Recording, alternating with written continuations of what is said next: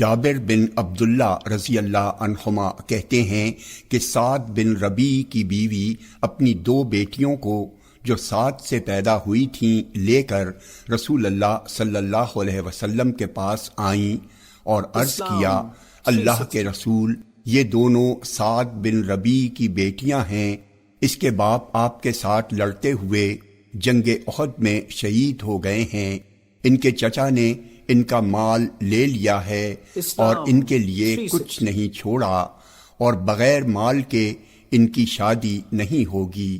آپ نے فرمایا، اللہ تعالیٰ اس کے بارے میں فیصلہ کرے گا۔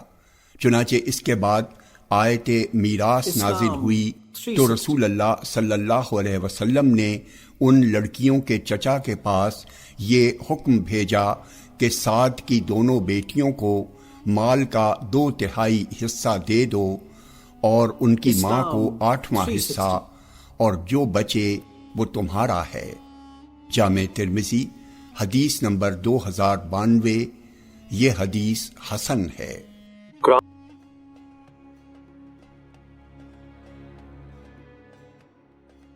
شرحبیل کہتے ہیں کہ ابو موسیٰ اور سلمان بن ربیعہ کے پاس ایک آدمی آیا اور اس نے ان سے بیٹی، پوتی اور حقیقی بہن کی میراث کے بارے میں پوچھا۔ ان دونوں نے جواب دیا، بیٹی کو آدھی میراث اور حقیقی بہن کو باقی حصہ ملے گا۔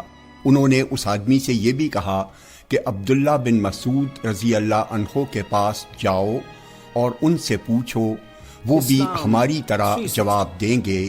وہ آدمی عبداللہ بن مسعود رضی اللہ عنہ کے پاس آیا، ان سے مسئلہ بیان کیا، اور ابو موسیٰ اور سلمان بن ربیعہ نے جو کہا تھا اسے بھی بتایا۔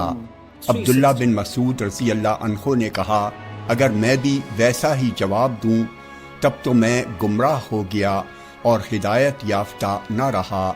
میں اس سلسلے میں اسی طرح فیصلہ کروں گا جیسا رسول اللہ صلی اللہ علیہ وسلم نے فیصلہ کیا۔ بیٹی کو آدھا ملے گا، پوتی کو 6واں حصہ ملے گا، تاکہ بیٹیوں کا مکمل حصہ 2/3 پورا ہو جائے اور باقی حصہ بہن کو ملے گا۔